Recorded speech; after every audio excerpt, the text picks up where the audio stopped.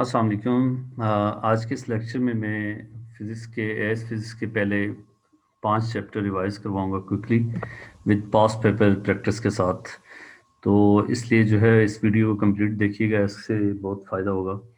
सो जो पहला चैप्टर था वो फिज़िकल क्वांटिटीज़ एंड यूनिट्स था, तो उसमें हम सबसे पहले बेस क्वांटिटीज़ की अगर हम बात करें, तो हमारे पास बेस क्वांटिटीज़ वो होती हैं जिनकी बेसिस पे बाकी क्वांटिटीज़ डिराइव की जाती हैं। वो बिल्डिंग ब्लॉक्स होती हैं सारी फिज़िकल क्वांटिटीज़ का। तो बेस क्वांटिटीज़ फिज़िक्स में जो हमारे पास होती हैं वो सबसे पहले लेंथ लेंथ की यूनिट जो है आपके पास मीटर होती है, और इसका सिंबल जो है वो एम है। इसके अलावा टाइम, इसका यूनिट सेकंड और सिंबल एस। इसके अलावा मैस, यूनिट किलोग्राम और इसका सिंबल केजी। इसके अलावा जो है वो टेम्परेचर, केल्विन, के अमाउंट ऑफ सब्सटेंस, इसका unit mole, symbol is MOL। इसके अलावा इलेक्ट्रिक करंट, एम्पेयर और सिंबल है।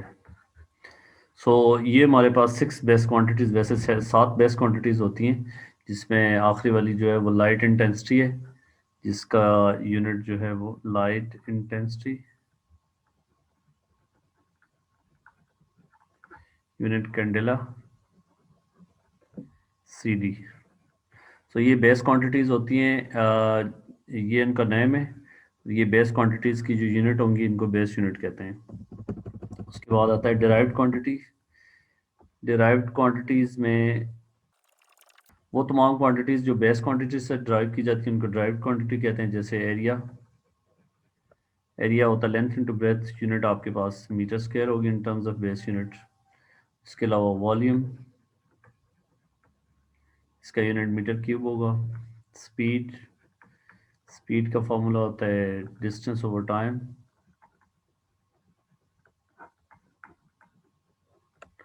सो मीटर पर सेकेंड।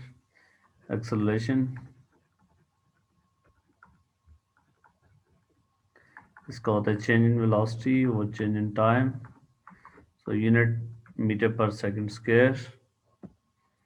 इसके अलावा आपके पास फोर्स, फोर्स का यूनिट, फोर्स का फार्मूला जो है वो ये है, नेट फोर्स एक्सेलरेशन के साथ ऐसे रिलेटेड है। सो फोर्स का यूनिट होता है न्यूटन। न्यूटन को अगर in terms of base unit हम कन्वर्ट करना हो तो हम ये फार्मूला यूज़ करेंगे जिससे फोर्स आपकी डिफाइन होती है। सो केजी मीटर पर सेकंड स्क्वायर। इसके अलावा आपके पास एनर्जी, एनर्जी का यूनिट जो है आपके पास होता है जूल। और जूल को अगर हम इन टर्म्स ऑफ बेस यूनिट लिखना चाहें तो मेरे पास फिर फार्मूला एनर्जी और वर्क डन एक ही चीज़ है। वर्क F इंटू डी होता है, तो joule will be equal to, force की यूनिट डाल देंगे केजी मीटर पर second square into metre. So that will be KG metre square per second square. तो इस तरह जो है आपके पास ये ड्राइव्ड क्वांटिटीज़ की और भी बहुत सारी एग्जांपल्स हैं। जैसे आपके पास मोमेंटम, मोमेंटम की डेफिनेशन होती है product of mass and velocity. So unit बनेगी केजी मीटर पर सेकंड। इसके अलावा आपके पास पावर होती है, सॉरी, पावर, पावर का जो यूनिट है वो वाट है। और इसको अगर in terms of base unit लिखना हो तो पावर की डेफिनेशन पे जाएंगे। Power is work done over time.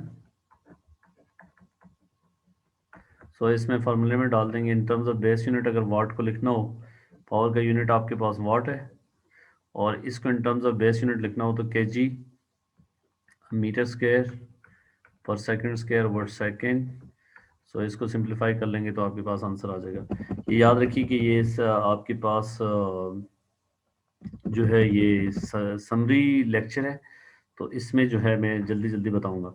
इसके अलावा फ्रीक्वेंसी का यूनिट जो है वो आपके पास हर्ट्स होता है, और हर्ट्स को अगर in terms of base unit लिखना हो तो आपके पास ये बनेगा, फ्रीक्वेंसी होता है 1/टाइम period, so hertz will be equal to second inverse.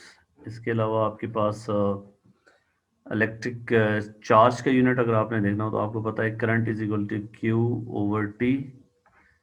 So current का unit ampere, SI base unit है, ये टाइम सेकंड। सो चार्ज का यूनिट होता है coulomb, coulomb in terms of base unit आपके पास इस तरह होगा।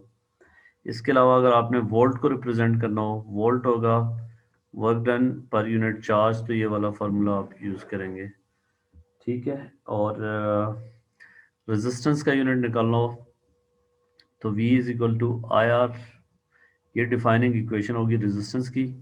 तो यहाँ से आपने V पोटेंशियल डिफरेंस का यूनिट यहाँ से आ जाएगा, W का यूनिट डाल देंगे और Q का यूनिट डाल देंगे, तो फिर पोटेंशियल डिफरेंस का यूनिट यहाँ पे डालेंगे तो you will gate unit of resistance. इसके अलावा अहम बात यह है, यहाँ पे बताता चलूँ कि रेजिस्टेंस का यूनिट आपके पास आ गया। फिर उसके बाद बात आती है कि अगर आपके पास स्ट्रेस का यूनिट निकालना हो, स्ट्रेस फोर्स ओवर एरिया होता है, सो स्ट्रेस और प्रेशर का जो यूनिट है वो सेम होगा। प्रेशर का यूनिट होता है फोर्स ओवर एरिया, सो यहाँ से प्रेशर का unit pascal, pascal in terms of base unit, तो यहाँ से आप फोर्स की वैल्यू डाल देंगे, फोर्स का यूनिट केजी मीटर पर second square over metre square, तो यहाँ से सिंप्लीफाई कर लेंगे। स्ट्रेन का कोई यूनिट नहीं होता क्योंकि change in length over original length होता है, इसलिए नो यूनिट, ठीक है। इसके अलावा यंग मॉडुलस जो है वो स्ट्रेस व स्ट्रेन होता है, तो यंग मॉडुलस का यूनिट और प्रेशर का यूनिट सेम होगा। अब जो है ये आपके पास ड्राइव क्वांटिटीज़ की जो पेपर में क्वेश्चन आते हैं वो इस तरह आते हैं कि अगर आपके पास कोई भी फार्मूला गिवन है, जैसे luminosity of the star is given by this formula, so इसमें जो है आर आपके पास रेडियस है, टी टेम्परेचर है, और ये जो है आपके पास कांस्टेंट है जिसकी यूनिट आपको यहाँ पे दी हुई है। What is the SI base unit of L.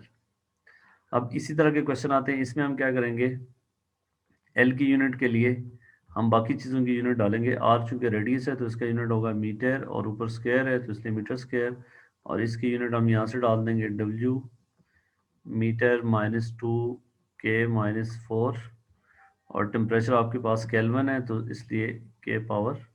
तो यहाँ पे बन जाएगा, ये बेसिस सेम है तो पावर Z हो जाएंगी, तो M ख़त्म हो जाएगा, K भी ख़त्म हो जाएगा, तो पीछे हमारे पास बचेगा W।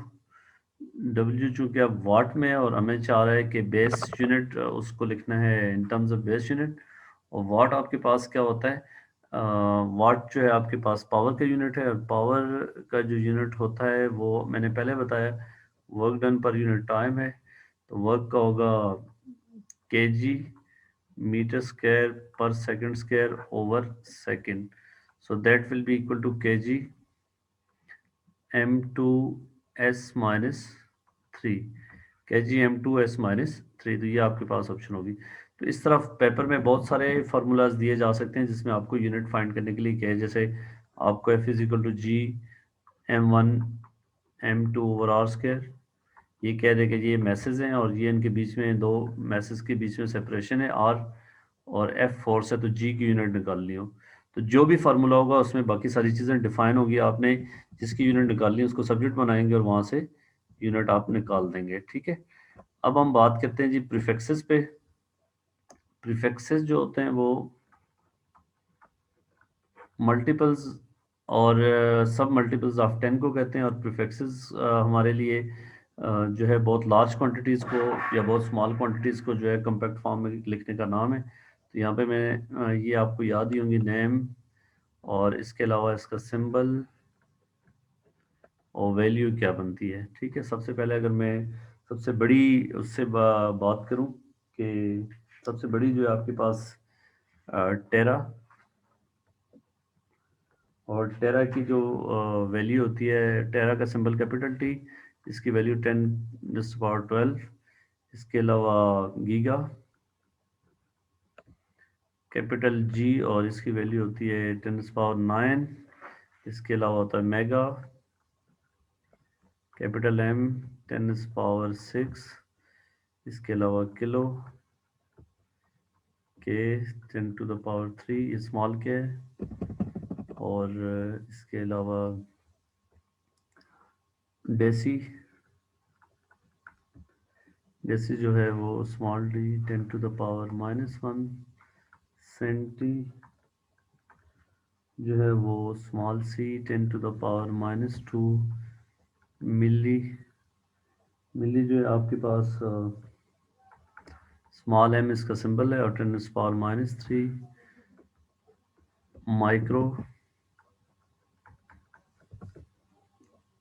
म्यू 10⁻⁻6 इसकी वैल्यू है, nano small N 10⁻⁻9, milli micro nano pico small P और 10⁻⁻12।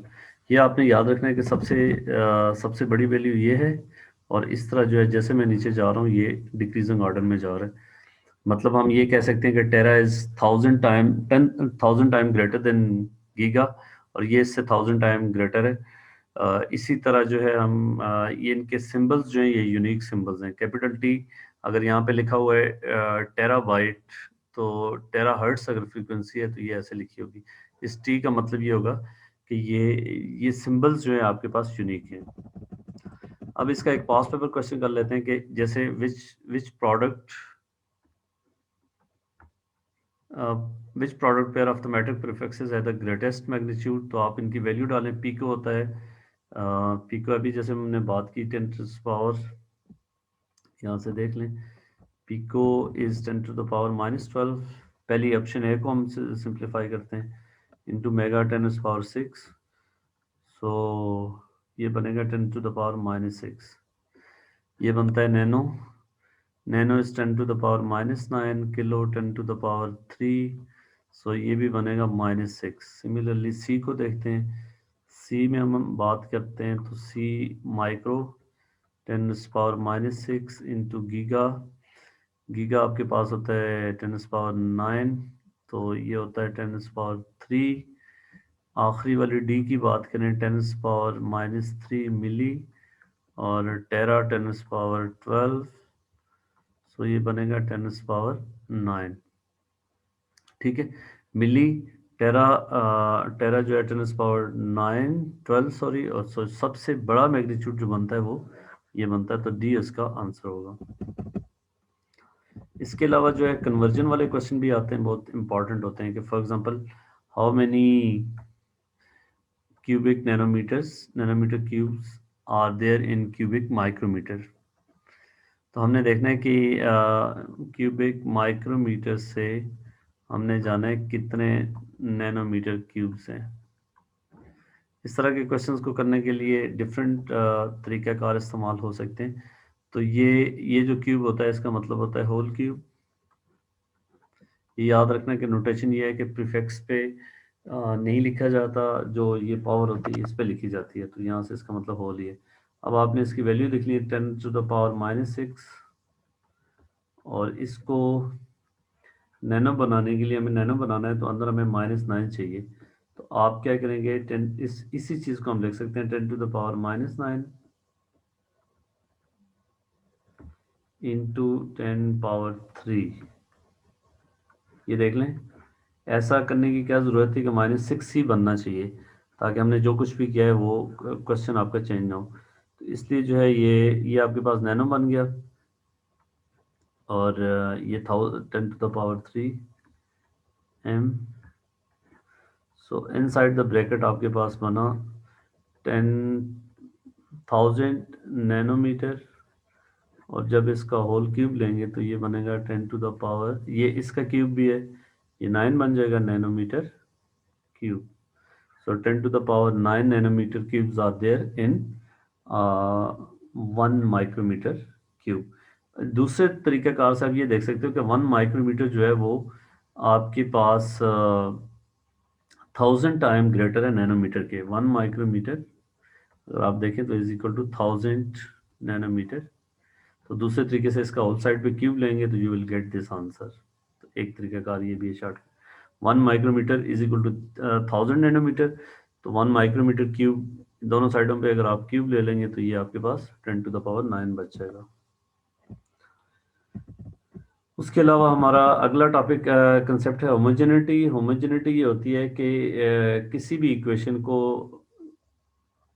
कि दोनों साइड पे ऐसा ही बेस यूनिट सेम होनी चाहिए। मसलन अगर आपके पास v is equal to U plus A T है, ये करेक्ट इक्वेशन है। तो होमोजीनियस होने के लिए हम ये देखना चाह रहे हैं कि होमोजीनियस है या नहीं। होमोजीनियस का मतलब है बोथ साइड पे एसआई बेस यूनिट सेम होनी चाहिए, और अगर एक इक्वेशन में एक से ज़्यादा टर्म्स है तो हर टर्म की एसआई बेस यूनिट सेम होनी चाहिए। तो आप देखें, अगर लेफ्ट हैंड साइड पे देखें, यूनिट बनती है मीटर पर सेकेंड। ये final velocity, initial velocity, acceleration और टी, ये इक्वेशन ऑफ मोशन है और सब कुछ बताया गया होगा आपको। इनिशियल वेलोसिटी की यूनिट भी मीटर पर सेकेंड, एक्सेलरेशन की unit metre per second square, into time की यूनिट सेकेंड। तो अगर आप सिंप्लीफाई करें तो मीटर पर सेकेंड, और ये -2 + 1 ये भी मीटर पर सेकेंड, यहाँ पे मीटर पर सेकेंड। अगर आप इस साइड को देखें तो ये 2 metre per second, metre per second. Homogeneity जो है यूनिट पे डिपेंड करती है, कॉन्स्टेंट्स पे डिपेंड नहीं करती। होमोजेनिटी के लिए, होमोजीनियस इक्वेशन होने के लिए दोनों साइड की एसआई बेस यूनिट सेम होनी चाहिए। सो इधर भी मीटर पर सेकेंड, इधर भी मीटर पर सेकेंड, इसलिए ये इक्वेशन होमोजीनियस है। और ये बात याद रखने की है कि कोई भी करेक्ट इक्वेशन होगी उसको होमोजीनियस होना ज़रूरी है, और अगर कोई भी होमोजीनियस इक्वेशन है तो वो ज़रूरी नहीं है वो करेक्ट हो। इसके अलावा जो है इसमें पेपर में क्वेश्चन कैसे आते हैं होमोजेनिटी को यूज़ करते हुए, जैसे ये क्वेश्चन है, the maximum theoretical power of the wind turbine is given by this equation, और where rho is density define किया गया है, A is cross sectional area, V speed. तो इस फार्मूले में वी स्पीड, ए एरिया, ये रो, आपने एन निकालना है और के की कोई यूनिट नहीं। तो एन की वैल्यू कैसे निकालेंगे? होमोजेनिटी को यूज़ करते हुए आपने इसी फार्मूले में दोनों साइड्स पे यूनिट डाल देनी है। आपके पास देखें, ये P जो है ये पावर है, और पावर का हमने फार्मूला पढ़ा था work done per unit time. और इस साइड के अगर आप यूनिट देखें P की, तो यहाँ पे ये डाल दें, work done per unit time क्या होगा? वर्क का होता है kg metre square per second square over time का सेकंड। के का कोई यूनिट नहीं है। डेंसिटी आपको पता है मैस पर यूनिट वॉल्यूम होता है। सो kg मीटर -3, ए का यूनिट आपने डालना है मीटर स्क्वायर, और वी का मीटर पर सेकंड होल पावर एन। ठीक है, एन की वैल्यू आपने बतानी है। सो यहाँ से इसको अगर आप सिंप्लीफाई करें तो के जी एम स्क्वायर एस -3, और यहाँ से बनेगा के जी m-1, ये बेसिस सेम है तो ऐड हो गया और पावर z हो गई, यहाँ से m power n s power -n।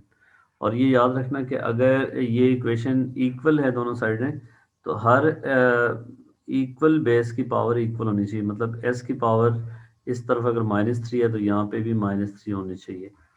सो हमने अगर s की पावर को ही कंपेयर करें तो आपके पास -3 is equal to -n, so n is equal to 3।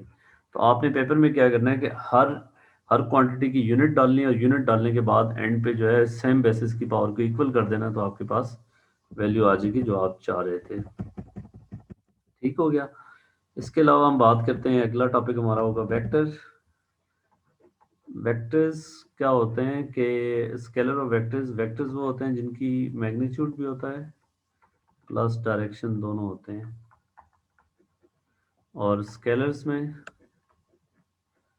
सिर्फ ओनली मैग्नीट्यूड। मतलब वेक्टर्स को डायरेक्शन के बगैर, डायरेक्शन और मैग्नीट्यूड दोनों से ही आप कंप्लीटली स्पेसिफाई कर सकते हो। वेयर एज स्केलर्स को सिर्फ मैग्नीट्यूड से एक्सप्लेन, कंप्लीटली अंडरस्टैंड किया जा सकता है। एग्जांपल, अगर हम वेक्टर्स की एग्जांपल दें तो वेक्टर्स आपके पास बनता है डिस्प्लेसमेंट, मोमेंटम, एक्सेलरेशन। इसके अलावा जो है आपके पास वेलोसिटी, इनके लिए आपको डायरेक्शन की ज़रूरत पड़ेगी। वेयर एज स्केलर्स के लिए आपके पास बाकी क्वांटिटी जैसे मैस स्केलर है, इसके अलावा मैस टाइम स्पीड, इसके अलावा डेंसिटी और बहुत सारी एग्जांपल्स हैं, जो एनर्जी, ये सारी आपके पास स्केलर क्वांटिटीज हैं। तो पेपर में आपको डिफाइन करना भी आता, इनको डिफरेंशिएट करना भी आता है। और इसके अलावा जो है अब हम बात करते हैं जी वेक्टर्स को ऐड कैसे करते हैं। सबसे पहले अगर आपके पास ये दो वेक्टर्स हैं ए एंड बी, इनको हम ऐड करना चाह रहे हैं कि ये किसके इक्वल होंगे। तो सबसे पहले क्या करना है, head to tail rule. Vector A को आपने ड्रॉ किया, दो तरीकेकार होंगे इसमें कि आपके पास आपने स्केल डायग्राम से करना है। अगर आपको दो वेक्टर्स दिए होंगे, स्केल डायग्राम में आपने वेक्टर ए कोई स्केल सेट किया और फिर आपने उस स्केल के मुताबिक आपने इसको ड्रॉ कर दिया। फिर अगले वेक्टर बी को इसके हेड से स्टार्ट किया इसी डायरेक्शन में, तो ये आपके पास रिजल्टेंट वेक्टर होगा जो ए प्लस बी होगा। ये याद रखना है कि इसमें ए प्लस बी की जो डायरेक्शन होगी वो फर्स्ट वेक्टर के टेल से स्टार्ट होगी और सेकंड वेक्टर के हेड तक होगी, ठीक है। और इसके अलावा जो है आपने अगर फॉर एग्जांपल आपके पास ये एक ऑब्जेक्ट है, इस पे ये दो फोर्सेस लग रही है 10 न्यूटन और यहाँ पे 5 न्यूटन लग रही है इस डायरेक्शन में। तो आपके पास दो तरीके कार हैं, स्केल डायग्राम है या आप वेक्टर मेथड यूज कर सकते हो। स्केल डायग्राम में क्या करोगे, 10 आप कह देते हो लेट्स सपोज 2 न्यूटन, एक स्केल सेट कर लोगे, 2 न्यूटन इक्वल टू 1 सेंटीमीटर। तो ये आप 5 सेंटीमीटर की लाइन यहाँ पे ड्रॉ करोगे और यहाँ पे 2.5 सेंटीमीटर की लाइन इसी डायरेक्शन में इधर होगी। तो आपके पास जो है ये जो वेक्टर होगा ये इनका रिजल्टेंट होगा। तो आपने 5 सेंटीमीटर की लाइन ये, इसके अलावा 2.5 सेंटीमीटर की ये, तो ये आपके पास रिजल्टेंट है। इसकी लेंथ आप मेजर कर लोगे, लेंथ मेजर करके दोबारा इसी स्केल से कन्वर्ट कर लोगे तो इसकी न्यूटन्स आ जाएंगे और इसके अलावा इस थीटा को मेजर कर लोगे। ये आपके पास एक तरीका कार है, ये आपके पास हेड टू टेल रूल है। इसके अलावा जो है आपके पास पैरेललोग्राम मेथड भी है स्केल डायग्राम में, कि आपने एक वेक्टर ए को ड्रॉ किया इसी डायग्राम में, दूसरे वेक्टर बी को आपने यहाँ से ड्रॉ करना है उसी डायरेक्शन में, और फिर आपने क्या करना है कि यहाँ से एक आर्क लगानी है इस लाइन के इक्वल ओ बी अगर हम कहें तो, और फिर इस पॉइंट से आपने एक आर्क लगानी है जो इस लाइन के इक्वल होगी, जहाँ पे ये दोनों इंटरसेक्ट करनी है उसको इससे ज्वाइन कर लेना है इससे। तो ये आपके पास रिजल्टेंट वेक्टर होगा, तो वही डायरेक्शन बनती है। अगर आपने दो वेक्टर्स को माइनस करना है, लेट्स सपोज इसी डायग्राम में ए माइनस बी करना होगा, तो आप क्या करेंगे, ए प्लस माइनस बी, इस वेक्टर का नेगेटिव वेक्टर निकाल देंगे जो इस डायरेक्शन में होगा, that is minus B. Opposite direction में लेंथ इक्वल, इस वेक्टर को इसमें ऐड कर लेंगे, तो ये वेक्टर ए और फिर ये आपके पास माइनस बी, ये जो है ये आपके पास होगा ए माइनस बी। इसके अलावा बड़ा इंपॉर्टेंट बात ये है कि अगर आपके पास परपेंडिकुलर वेक्टर्स होंगे, तो लेट्स सपोज जैसे ये वेक्टर्स थे, तो आप इनको ऐसे ट्रायंगल मेथड से भी आसानी से ऐड कर सकते हैं। और मैं ये रिकमेंड करूंगा कि आपने परपेंडिकुलर वेक्टर्स में यही तरीका इस्तेमाल करना है। ये 5 न्यूटन और ये आपके पास जो है आपके पास रिजल्टेंट होगा इन दोनों का, इसको एफ कह देते हैं। तो ये एंगल 90 डिग्री है, तो एफ पाइथागोरस थ्योरम होगा F square is equal to 10 square plus 5 square. तो यहाँ से एफ मिल जाएगा और ये थीटा के लिए tan theta is equal to 5/10। Perpendicular vectors का एडिशन जो है वो इस तरीके से आप कर सकते हो। इसके अलावा जो है अगर वेक्टर्स पैरेलल होंगे उनकी एडिशन जो है वो बड़ी आसान है। ये 10 न्यूटन है, ये अगर 2 न्यूटन है, तो इनका सम जो होगा that will be equal to 12 newton in this direction. अगर दो वेक्टर्स अपोजिट डायरेक्शन में, ये 5 न्यूटन है, ये आपके पास 2 न्यूटन है, तो that will be equal to 3 newton in this direction, ठीक है। तो वेक्टर्स को ऐड सब्ट्रैक्ट करना आपने सीख लिया। अब देखें, ये पास पेपर का क्वेश्चन है कि ये एक ऑब्जेक्ट पे 3 फोर्सेस लग रही हैं और which vector diagram shows the resultant force acting on the pole. अब देखें ये तीन फोर्सेस को हेड टू टेल रूल के तहत ऐड करना है और हमने ऑप्शन चूज करनी है। जैसा कि ये देखें कि ये वेक्टर इस तरफ है, तो इसने ये इधर ड्रॉ किया है, ये भी गलत। और ये डाउनवर्ड था तो इसने ये देखें अपवर्ड ड्रॉ किया, तो इसलिए पहली ऑप्शन गलत। दूसरे में हम देखें ये वेक्टर इस तरफ, ये पहला वेक्टर, दूसरा वेक्टर डाउनवर्ड है, इसके हेड से स्टार्ट हुआ, दूसरा वेक्टर, तीसरा वेक्टर इधर है, इसके हेड से स्टार्ट किया, और जो रिजल्टेंट है वो पहले के हेड से फाइनल के टेल तक गया, तो ये डायग्राम सही है। अगर आप ये देखना चाहें कि ये क्यों गलत है, ये भी देख लें, ये वेक्टर उल्टा ड्रॉ किया हुआ है एंड सो ऑन। तो इस तरीक़ाकार से हम इनको वेक्टर्स की एडिशन करते हैं। अगली बात हम करते हैं जी रिजॉल्विंग वेक्टर्स।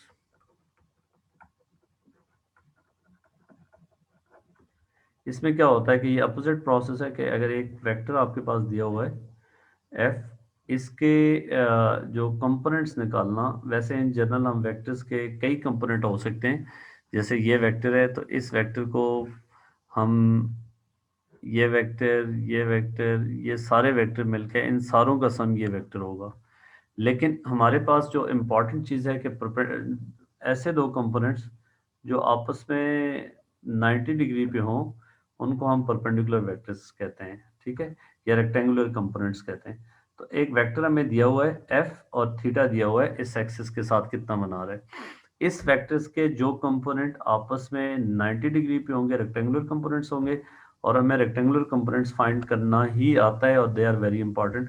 अब इस कंपोनेंट को निकालें, तो ये देखें, ये हमें हाइपोटेन्यूज पता है, एंगल पता है, तो ये जो बनता है बेस, तो इसलिए ये इस एंगल के इस फोर्स के साथ ऐसे रिलेटेड होगा F cos theta, because cos theta is equal to base over hypotenuse, तो कॉस उसको सब्जेक्ट बनाएंगे तो ये एफ कॉस थीटा बन जाएगा, ये एफ साइन थीटा बन जाएगा। ये याद रखना, ये इस डायरेक्शन में, ये इस डायरेक्शन में, ये दोनों पार्ट्स इस वेक्टर के कंपोनेंट्स कहलाते हैं, और ये वेक्टर एफ जो है ये इनका रिजल्टेंट है। तो इसको अगर हम लिखते हैं नॉर्मली, ये हॉरिजॉन्टल कंपोनेंट है एफ एक्स, और ये जो है ये एफ वाई है, क्योंकि हमने जो रेफरेंस एक्सिस चूज किया हुआ है ये एक्स एक्सिस है, ये वाई एक्सिस है।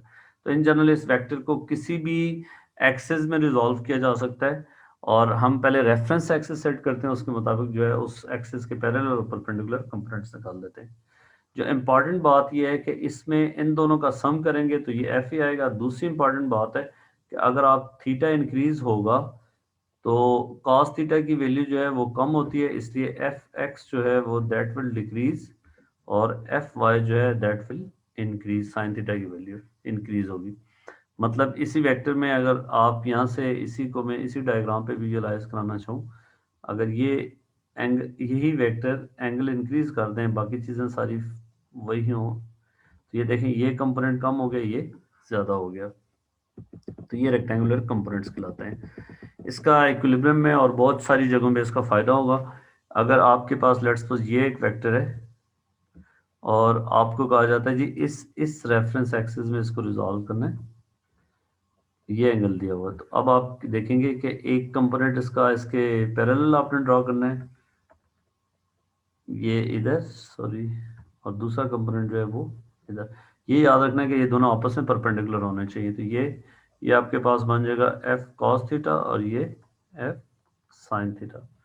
दूसरी इंपॉर्टेंट बात है, अगर आपके पास इंक्लाइंड प्लेन पे होते हैं तो वहां पे कैसे रिजॉल्व करते हो, जैसे ये इंक्लाइंड प्लेन है, इस पे एक ऑब्जेक्ट ये है, तो इस सूरत में आपने क्या करना होता है कि ये वेट इसका, वैसे ये डाउनवर्ड लग रहा है, इसमें हमारे लिए फ़ायदा होता है कि अगर हम एक्सिस, हम रेफरेंस एक्सिस इस डायरेक्शन में ले लें, X axis parallel to plane को समझ लें और वाई एक्सिस जो है परपेंडिकुलर, तो इससे क्या होगा कि आप देखें अगर ये एंगल थीटा है तो ये इसके परपेंडिकुलर ड्रा किया सरफेस के, ये एंगल भी थीटा होगा, ये आप प्रूव कर सकते हैं, ये 90 डिग्री ये थीटा, ये 90 माइनस थीटा, तो ये इसके परपेंडिकुलर है, ये थीटा। तो अब वेट के दो कंपोनेंट होंगे, एक डब्ल्यू कॉस थीटा ये इधर, और दूसरा ये इस तरफ, या इसको हम इधर भी ड्रॉ कर लेते हैं इस ऑब्जेक्ट पे डब्ल्यू साइन थीटा।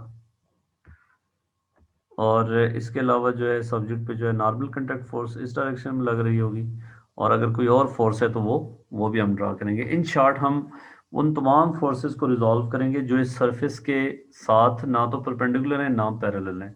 इससे हमने आर को नहीं छेड़ा क्योंकि ये सरफेस के परपेंडिकुलर थी, वेट को इसलिए रिजॉल्व किया कि वेट इस सरफेस के साथ एंगल बना रही थी, और वेट का एक कंपोनेंट इस सरफेस के परपेंडिकुलर था जो बेस बनता है इस ट्रायंगल का, दूसरा कंपोनेंट जो है वो इस सरफेस के पैरेलल था जो डब्ल्यू साइन थीटा बनता है।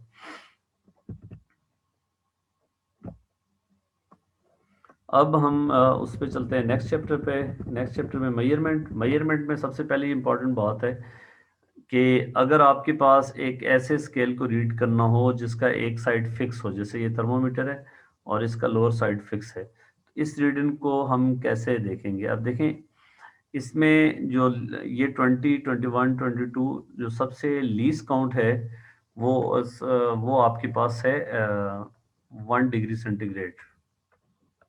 जो मिनिमम स्केलिंग है इस पे वो 1 डिग्री सेंटीग्रेड की है। जो एरर होता है इसमें वो किसी भी एनालॉग रीडिंग में half of the least count होता है। तो अगर अगर हम एक एंड से देख रहे होंगे तो वही एरर होगा, अगर दोनों एंड से देख रहे हैं तो उसका डबल हो जाएगा, लीस्ट काउंट के इक्वल हो जाएगा। तो इस रीडिंग को हमने देखना है कि ये कितनी है। अब ये देखें, इसमें ये रीडिंग 24 है, और एरर जो होगा लीस्ट काउंट का हाफ होगा, that is equal to 0.5 degree centigrade. तो अब आपने देखना है कि जी 24 प्लस माइनस 0.5 ये लिखेंगे या ये लिखेंगे। अब देखें, ये इम्पॉर्टेंट बात है कि जब आप रीडिंग इसको मेजरमेंट को एक्सप्रेस करते हो या रिकॉर्ड करते हो तो इसकी डेसिमल प्लेसेस और इसके इक्वल होने चाहिए। ठीक है, ये 1 डेसिमल प्लेस है तो ये भी 1 डेसिमल प्लेस है, इससे जो है इसका आंसर डी है। उसके अलावा जो अगली बात है, माइक्रोमीटर स्क्रू गेज से रीडिंग कैसे लेते हैं वो मैं आपको दिखाता हूँ। कि इसमें देखें, ये आपके पास जब जॉस क्लोज थे, कोई चीज़ ऑब्जेक्ट नहीं डाला था, तो ये रीडिंग आ रही थी। और इसके अलावा कॉपर वायर का डायमीटर, कॉपर वायर को जब लगाया तो उस वक्त ये रीडिंग आ रही है। तो हम सबसे पहले देखेंगे जी कि इसको कैसे रीड करते हैं। इसको रीड करने के लिए ये देखें, ये इस पे मिलीमीटर में मार्किंग हुई होती है, 1 मिलीमीटर, 2 मिलीमीटर, 2.5 मिलीमीटर। तो 2.5 मिलीमीटर प्लस आगे जो है हम इसका देखते हैं कि जी ये जो सर्कुलर स्केल है इसकी कौन सी लाइन इसके साथ मैच कर रही है। तो आप देख लें, ये बनती है 9। 9 × लीस्ट काउंट इसका होता है 0.01 मिलीमीटर। तो ये हमारे पास आ जाएगा 2.59 मिलीमीटर इसकी रीडिंग आ रही है यहाँ से। फिर हम देखेंगे कि ये एरर कितना है। अब देखें, ये इस केस में जो एरर है ये पॉजिटिव ज़ीरो एरर है। पॉजिटिव ज़ीरो एरर इसमें कैसे लगेगा? अगर ये देखें, ये आपके पास वर्टिकल लाइन है, ये अगर दिख रही है, इस स्केल के अंदर छुप नहीं गई, तो फिर इस सूरत में पॉजिटिव ज़ीरो एरर होगा। अगर ये लाइन इसके अंदर छुप गई है, नज़र नहीं आ रही, तो इस सूरत में नेगेटिव ज़ीरो एरर होगा। अब ये पॉजिटिव ज़ीरो एरर कितना होगा? ये इसकी फोर्थ लाइन इसके साथ मैच करिए। तो 4 × least count that is 0.01 millimetre. तो ये बनता है 0.0, सॉरी ये 14 है, नॉट 4, 14। तो ये बन जाएगा, इसको अगर आप मल्टीप्लाई करोगे तो 0.14 मिलीमीटर। तो अब ये पॉजिटिव ज़ीरो एरर है, इसमें से इसको माइनस कर लेंगे 0.14। तो ये आपके पास बनता है 2.45 मिलीमीटर। ये इसकी रीडिंग है। इसके अलावा अगर आपके पास वर्नियर कैलिपर की रीडिंग उससे देखनी हो तो उस पर दो स्केल होते हैं। एक वर्नियर स्केल है, लेट्स सपोज ये 0, 1, 2, 3, 4, 5, और ये वर्नियर स्केल का 0 है।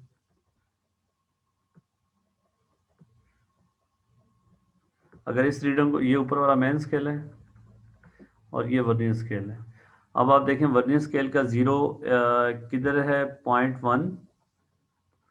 मेन स्केल आपके पास 0.1 प्लस, आगे आपने देखना है कि इसकी कौन सी लाइन, वर्नियर स्केल की कौन सी लाइन इसके साथ मैच है। तो 1, 2, third line, 3 plus least count इसका बनता है 0.01 सेंटीमीटर। तो ये मार्किंग सेंटीमीटर में होती है, ये वाले निशान।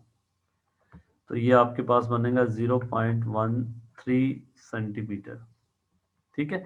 तो आपने यहाँ से स्केल देखना है इसका जीरो कहाँ पे है, और उसके अलावा जो है अगली लाइन जो है इसकी कौन सी इसके साथ मैच कर रही है वो आपने देख लेंगे। इसी तरह जीरो एरर इसमें क्या होगा कि अगर आपके पास इसका जीरो इसके साथ मैच कर रहा है तो कोई जीरो एरर नहीं होगा। अगर ये जीरो इसके लेफ्ट साइड पे इस जीरो के राइट साइड पे तो पॉजिटिव जीरो एरर, अगर ये वाली लाइन इसके इस तरफ आ जाता है तो नेगेटिव जीरो एरर। ये याद रखना है कि नेगेटिव जीरो एरर के केस में अगर आपके पास ये जीरो वाली लाइन है, यहाँ पे वर्नियर स्केल का जीरो ये जैसे मैचिंग हो रही है, तो इस सूरत में ये एरर कितना होगा। अब देखें यहाँ से ये नेगेटिव जीरो एरर है पहली बात, और नेगेटिव जीरो एरर कहाँ से, ये सेकंड लाइन इसकी मैच कर रही है। तो आपने क्या करना है कि टोटल वर्नियर स्केल पे जो लाइंस होती हैं वो 10 होती हैं। 10 माइनस टू 8, 8 लाइन, तो फिर आपके पास इसमें करोगे 8 मल्टीप्लाई बाई लीस्ट काउंट 0.01, तो इसकी एरर होगी 0.08 माइनस में। तो ये बड़ी इंपॉर्टेंट बात है कि इसमें ये जो लाइन मैच कर रही है इसको 10 से मल्टीप्लाई करके फिर उसके साथ वो करना है। अब अगली बात है कि आपके पास सीआरओ क्या होता है, कैथोड रे ऑसिलोस्कोप, और उससे रीडिंग कैसे लेते हैं। सीआरओ एक ऐसी डिवाइस है जिससे आप किसी भी इलेक्ट्रिकल सिग्नल का एम्पलीट्यूड, उसका टाइम पीरियड आप देख सकते हो। और इसके ऊपर जैसे the diagram shows a trace of wave on the cathode ray oscilloscope, the vertical and horizontal grid lines have spacing of 1 centimetre, ये 1 सेंटीमीटर है, ये भी 1 सेंटीमीटर है। इसके ऊपर आपको ये पता होगा कि इसमें वोल्टेज स्केलिंग और टाइम स्केलिंग के दो बटन होते हैं सीआरओ पे, और उन वैल्यूज के साथ हम जो है इसको रीड करने में ये स्केलिंग को हम यूज करते हैं। अब वोल्टेज स्केलिंग क्या है कि 4 वोल्ट पर सेंटीमीटर, इसका मतलब ये है कि वर्टिकल एक्सिस पे ये पर सेंटीमीटर जो है ये 4 वोल्ट को शो कर रहा है।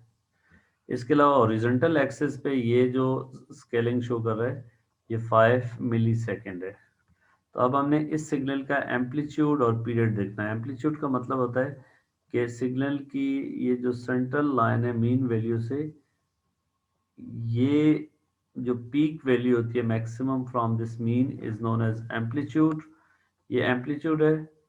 और जहाँ पे इस सिग्नल का एक साइकिल कंप्लीट होता है उस टाइम को हम कहते हैं टाइम पीरियड। ठीक है, तो हमने पीरियड निकालना है और एम्पलीट्यूड निकालना है। अब देखिए हम यहाँ से सेंटीमीटर्स देख गिन लेंगे कितने सेंटीमीटर में एक साइकिल कंप्लीट हो रहा है। 1 2 3 4, 4 सेंटीमीटर में। तो टाइम पीरियड होता है इसका 1 सेंटीमीटर की वैल्यू या time scaling 5 millisecond multiply by 4, तो टाइम पीरियड है इसका 20 मिली सेकेंड। ठीक है, इसके अलावा एम्पलीट्यूड, जैसे यहाँ पे आपको क्लियरली नज़र नहीं आ रहा कि ये आधे में है या थोड़ा सा ऊपर है, तो आप क्या देखेंगे कि इसका ये सारा पहले यहाँ से यहाँ तक देख लें कितना है। ये 1 2 3 सेंटीमीटर, और ये आपके पास है 4 का एक, तो फिर आपके पास ये बनता है 12।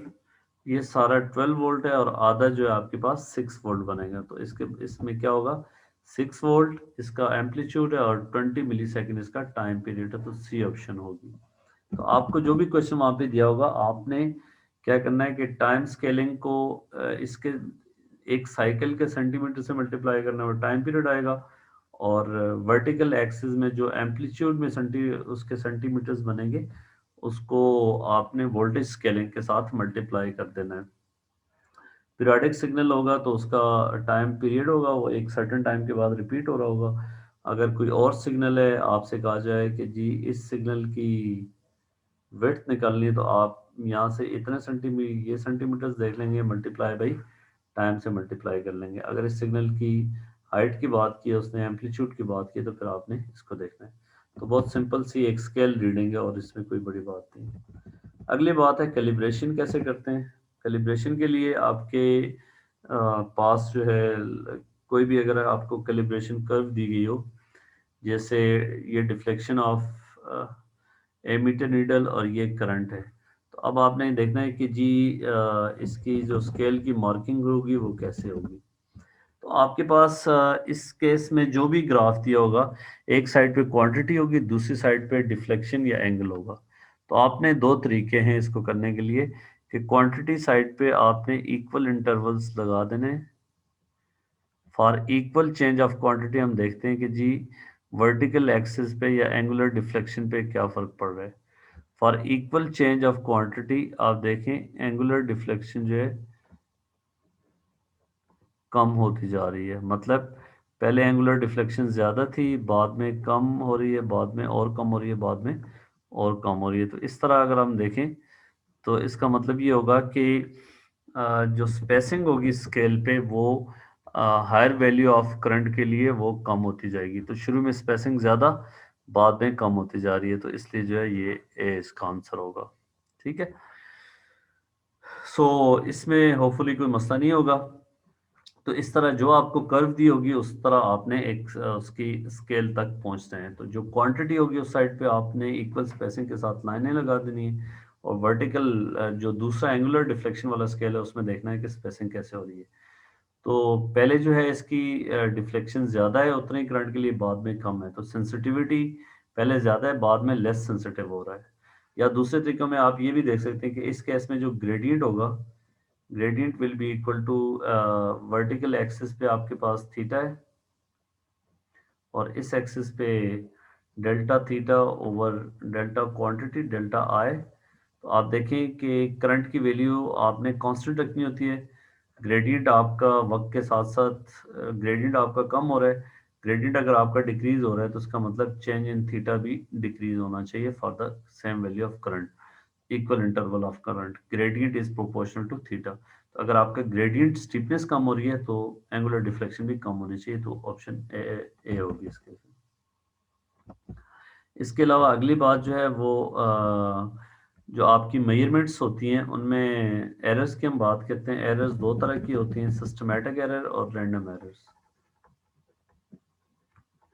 सिस्टमैटिक एरर में क्या होता है कि ऐसी एरर्स जो कांस्टेंट मैग्नीट्यूड की हों।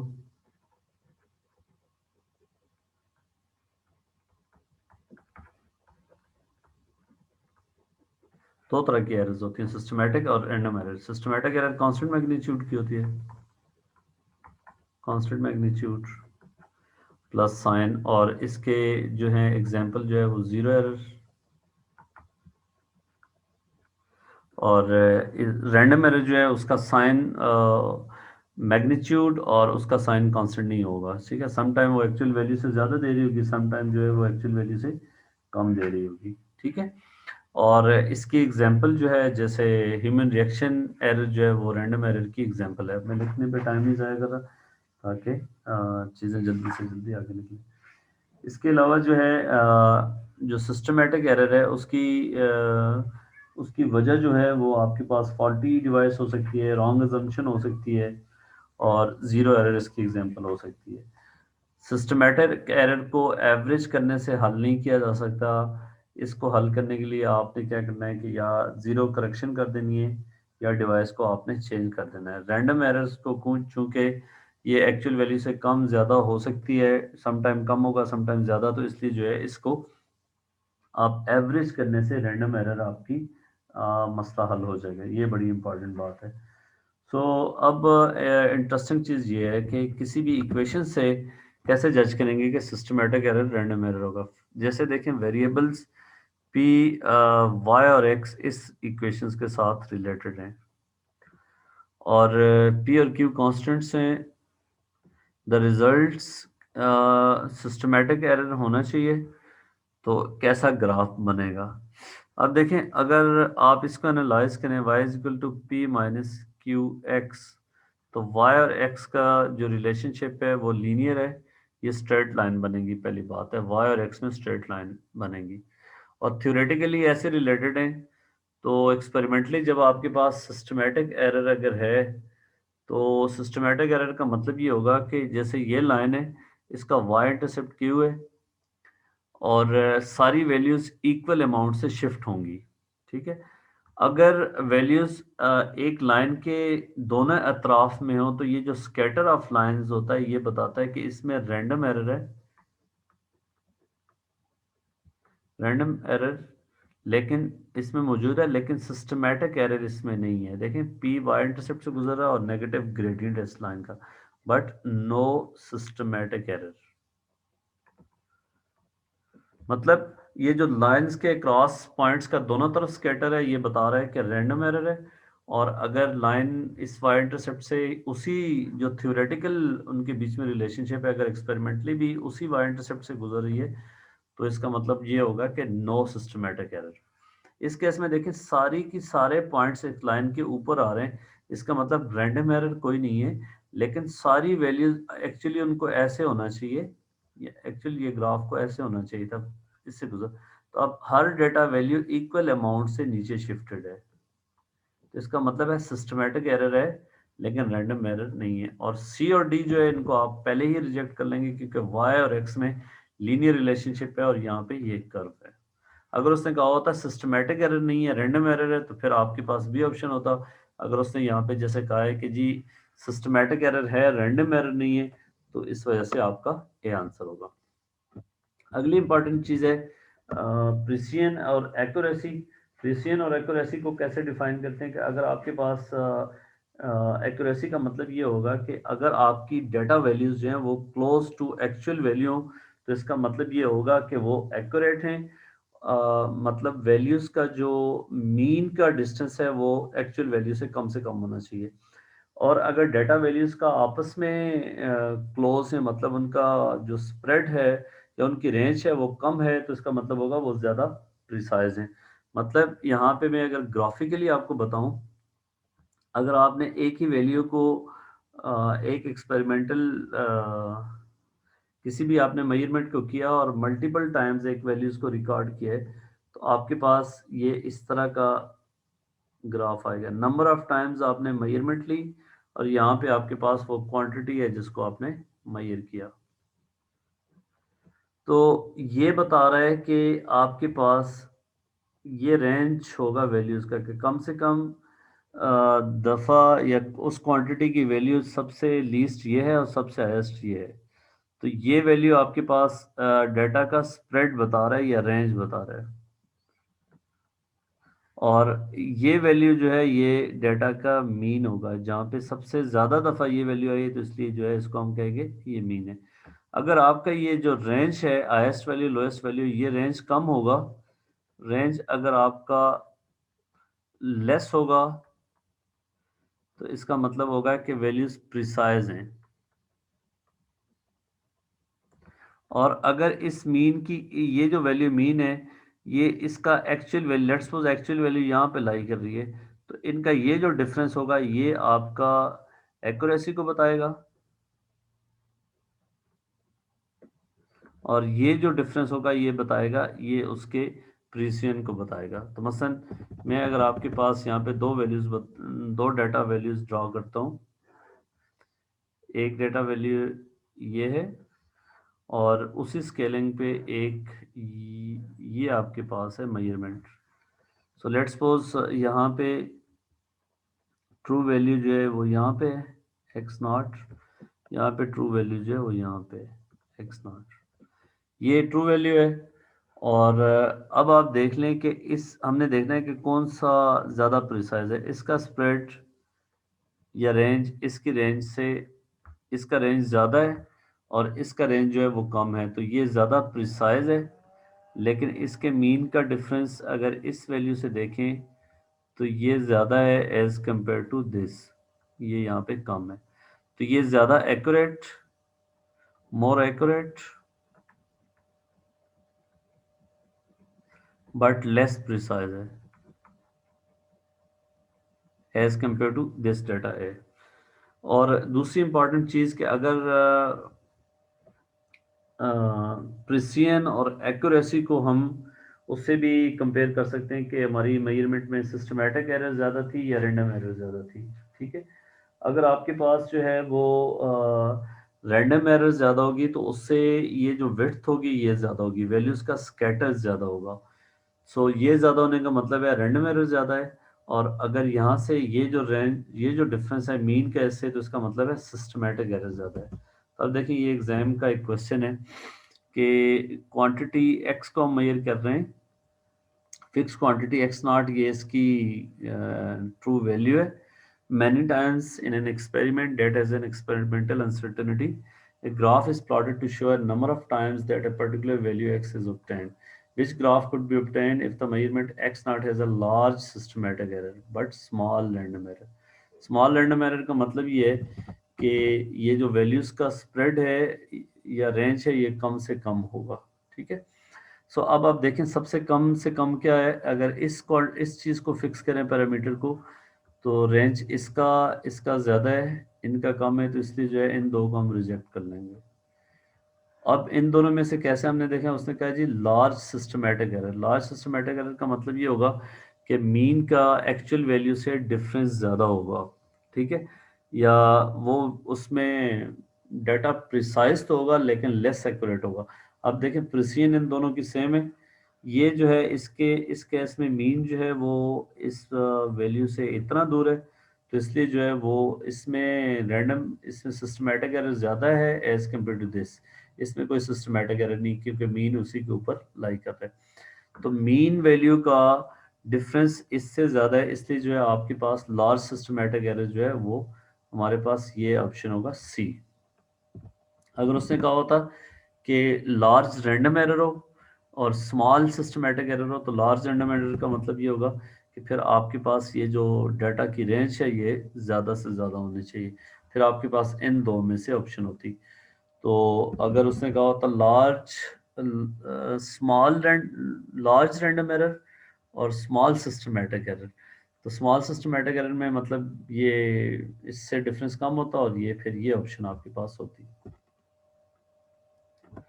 ठीक है जी, अब अगली हम बात करते हैं जी कि हमारे पास अनसर्टेनिटीज़ को कैसे कैलकुलेट करते हैं, इज़ वेरी इंपॉर्टेंट। अब मैं आपको बात करता हूँ अनसर्टेनिटीज़ के जो रूल्स हैं वो कैसे प्रोपेगेट करती हैं। अगर आपके पास दो क्वांटिटीज़ ऐड हो रही हों तो उसके एब्सोलूट एरर्स भी ऐड होते हैं। ठीक है, एडिशन में अगर दो क्वांटिटीज़ हैं X plus minus delta X एक क्वांटिटी और Y plus minus delta Y है। ठीक है, ये आपके पास एक्स वन और ये वाई वन है, इनके नाम है। तो अगर आपने quantities x one plus y one करना है तो क्वांटिटीज़ ऐड होंगी प्लस माइनस एब्सोलूट एरर्स भी ऐड होंगे। ठीक है, और फॉर एग्जांपल अगर आपके पास A is equal to 2.0 plus minus 0.1 c m है, B is equal to 3 plus minus 0.2 c m है, A plus B will be equal to 5.0 plus minus 0.3 c m. Absolute errors add कर दोगे।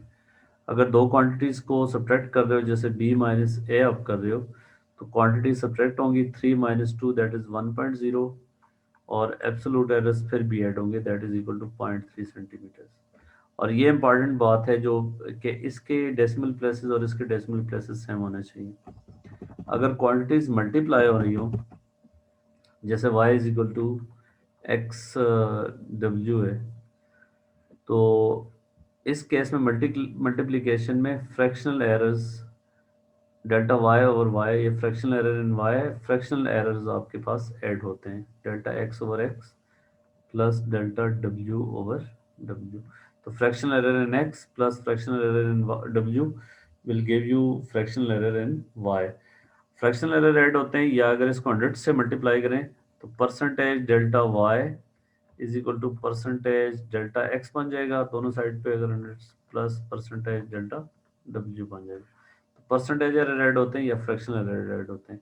और अगर divide भी हो रहे हो तो इस केस में भी यही रूल होगा, फ्रैक्शनल एरर ऐड होंगे या परसेंटेज एरर ऐड होंगे। दूसरी इंपॉर्टेंट बात कि अगर आपके पास कोई इस तरह का है जैसे एक्स पावर एन और डब्ल्यू पावर एम है और साथ कोई कांस्टेंट मल्टीप्लाई हो रहा है, तो डेल्टा वाई और वाई फ्रैक्शनल एरर या परसेंटेज एरर में इस कांस्टेंट का कोई कंट्रीब्यूशन नहीं होगा। So N delta X over X plus M delta W over W. ठीक हो गया। जैसे एग्जांपल पे आते हैं, a quantity y is to be determined from the equation y is equal to px over q square। the percentage uncertainty आपके पास p x और q में दी हुई है, what is percentage uncertainty in y। तो rule क्या कहता है, अब ये मल्टीप्लीकेशन डिवीजन का कैसा है, percentage error in y, percentage delta y will be equal to percentage delta p plus percentage delta x plus 2 time percentage delta Q. Percentage delta P आपके पास है 6% plus percentage 2% plus 2 time this करेंगे 4, तो ये 8% आ जाएगा, तो ये 16% आपके पास आंसर आएगा। तो इसलिए जो है इस तरह की कोई भी इक्वेशन दी होगी मल्टीप्लिकेशन डिवीजन में, आपने परसेंटेज एरर्स को ऐड करना है। अगला चैप्टर हमारे पास काइनेमेटिक्स है। काइनेमेटिक्स में आपके पास सबसे पहले ग्राफ्स।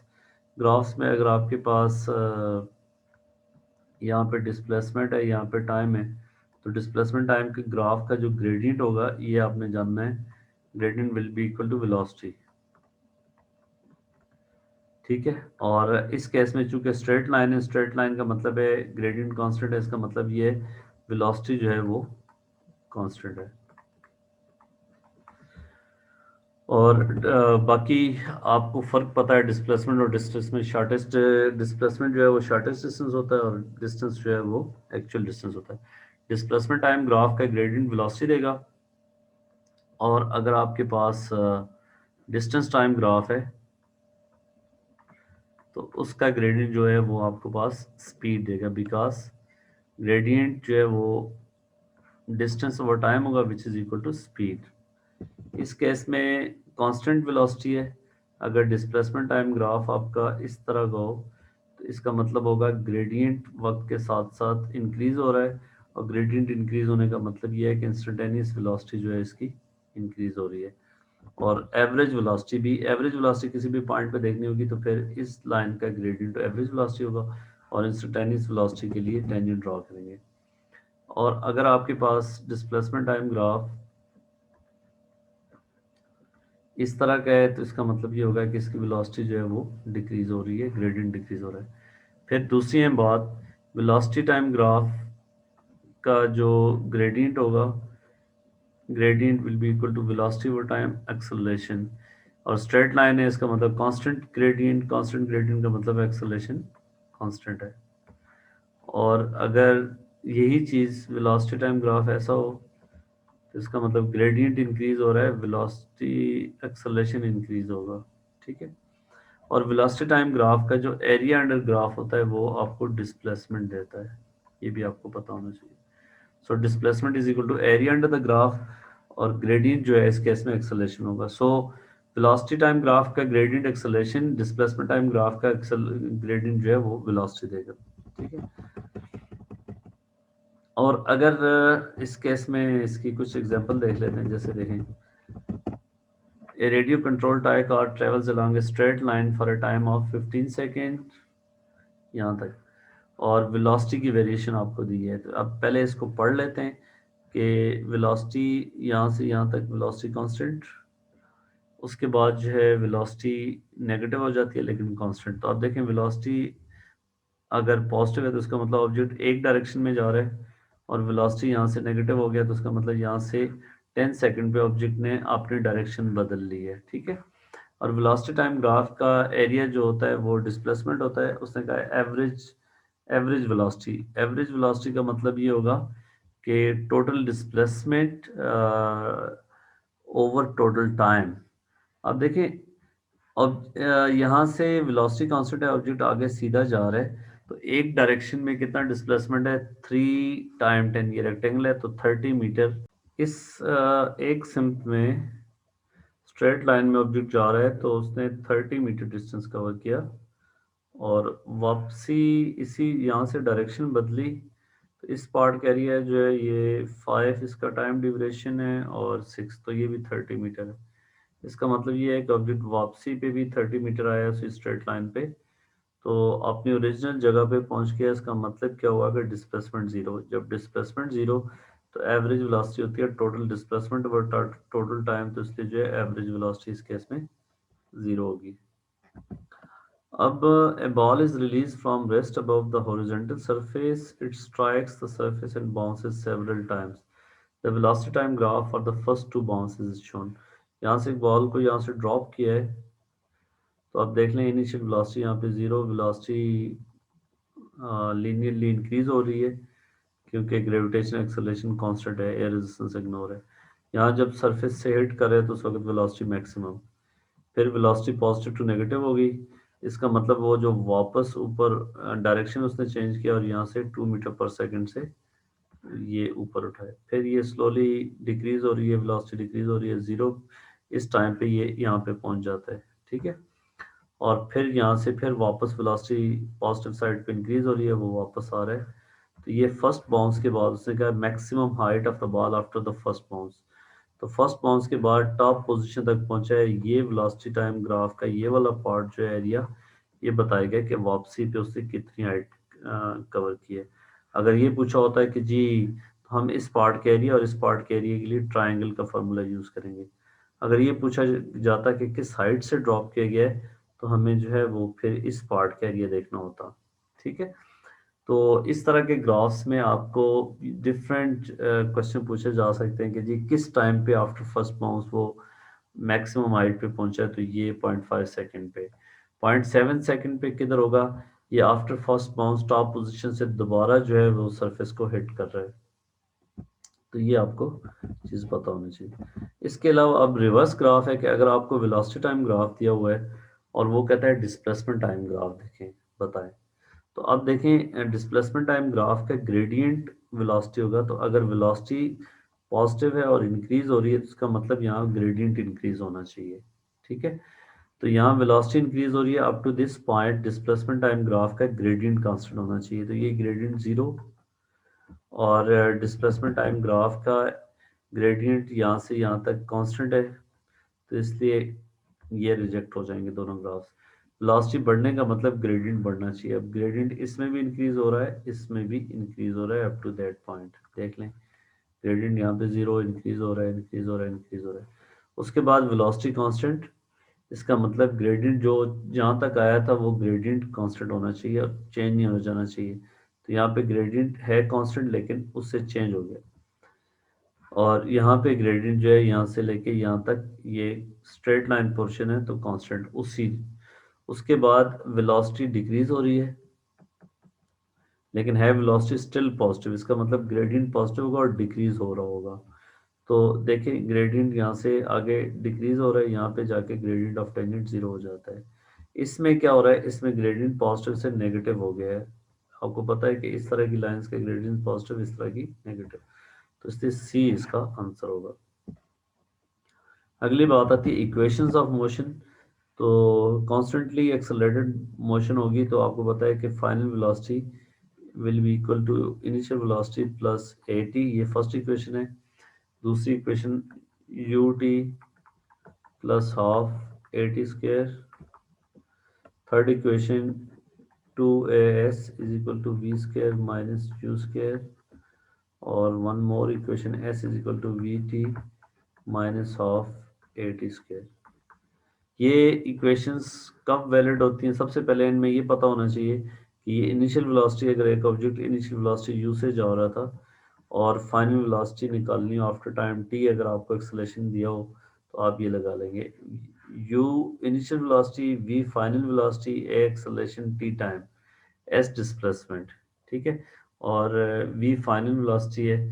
तो इसमें सारे वेरिएबल्स का पता होना चाहिए और ये सारी इक्वेशंस जो हैं ये किस सिचुएशन में लगेंगी, जब एक्सेलरेशन जो है वो कांस्टेंट होना चाहिए और मोशन जो है वो लीनियर मोशन होनी चाहिए, मोशन इन स्ट्रेट लाइन में होना चाहिए। ठीक है, सो ये अगर आप ये देखना चाहें ये सारी इक्वेशन करेक्ट इक्वेशन है, होमोजेनियस भी होनी चाहिए and so on.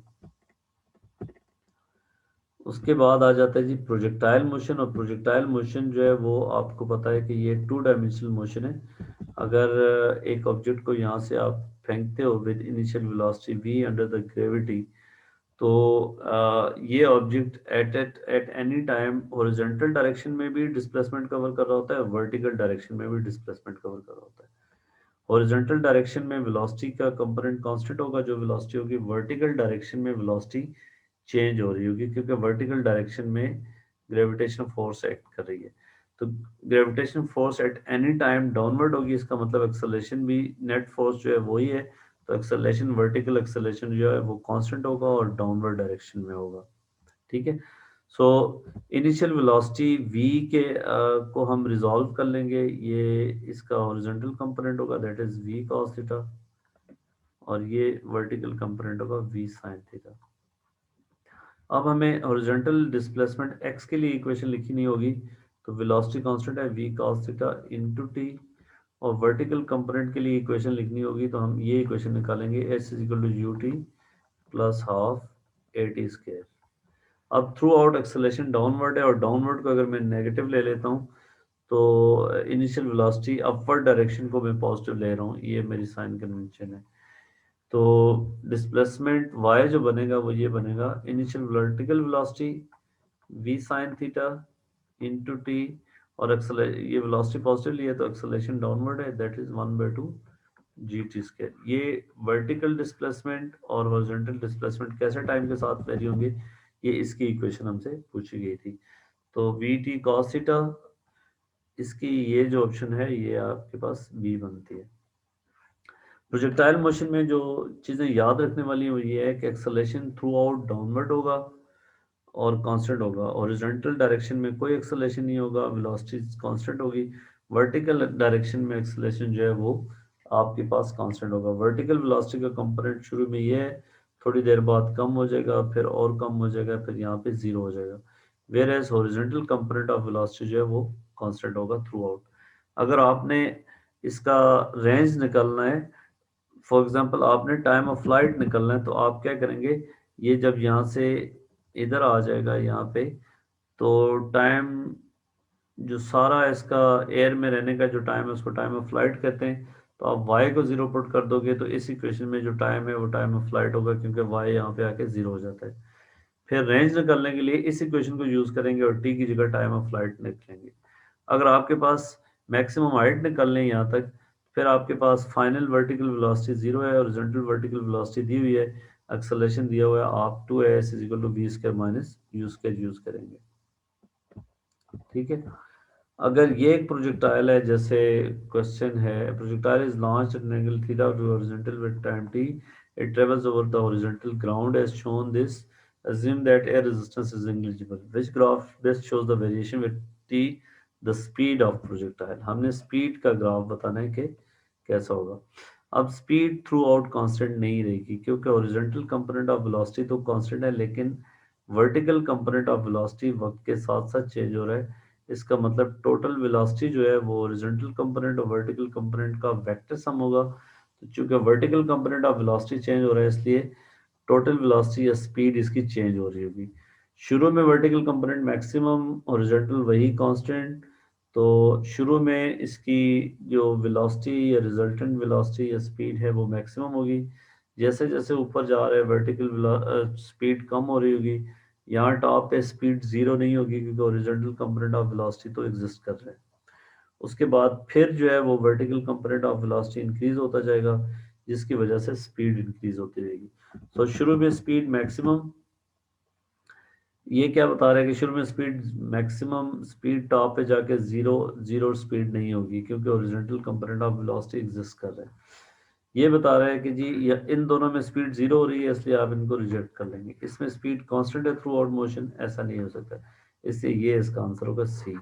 Speed maximum कम होते होते होते मिनिमम, और फिर स्पीड इंक्रीज होगी।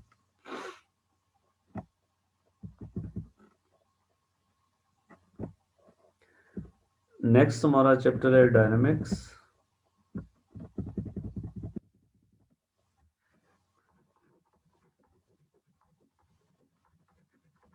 डायनामिक्स में सबसे पहले मोमेंटम का पता होना चाहिए। Momentum is mass into velocity, ये वेक्टर क्वांटिटी है, और जो वेलोसिटी की डायरेक्शन होगी मोमेंटम की डायरेक्शन है, और जो है वो मास टाइम वेलोसिटी है। मतलब ऑब्जेक्ट अगर इधर जा रहा है सेम स्पीड के साथ, वही ऑब्जेक्ट जब इधर जा रहा है सेम स्पीड के साथ, तो वेलोसिटी मोमेंटम डिफरेंट है। ये v अगर स्पीड है, तो अगर वेलोसिटी को लिखेंगे तो ये अगर पॉजिटिव v है तो ये नेगेटिव v है। तो इस केस में मोमेंटम पॉजिटिव एम वी है, सॉरी एम वी, और इस केस में मोमेंटम जो है नेगेटिव एम वी है। तो डायरेक्शन अगर बदल जाएगी, स्पीड वही है तो फिर भी मोमेंटम बदल जाएगा, अगर स्पीड बदल गई है फिर भी मोमेंटम बदल जाएगा। फिर न्यूटन लॉस की अगर हम बात करें, तो न्यूटन का पहला लॉ क्या कहता है कि जब तक कोई नेट फोर्स नहीं होगी तो ऑब्जेक्ट अपने असल हालत में रहेगा। अगर वो रेस्ट में है तो रेस्ट पे रहेगा। अगर वो कांस्टेंट वेलोसिटी पे है तो कांस्टेंट वेलोसिटी से चलता रहेगा अनलेस कोई नेट फोर्स ना हो। दूसरा लॉ ये कहता है कि नेट फोर्स जो है वो इक्वल होती है rate of change of momentum of object के। कि नेट फोर्स होगी तो मोमेंटम ऑब्जेक्ट का चेंज हो रहा होगा और नेट फोर्स नहीं होगी तो मोमेंटम कांस्टेंट होगा। तो इसलिए जो है पी मोमेंटम है, डेल्टा पी और डेल्टा टी का मतलब होता है rate of change of momentum.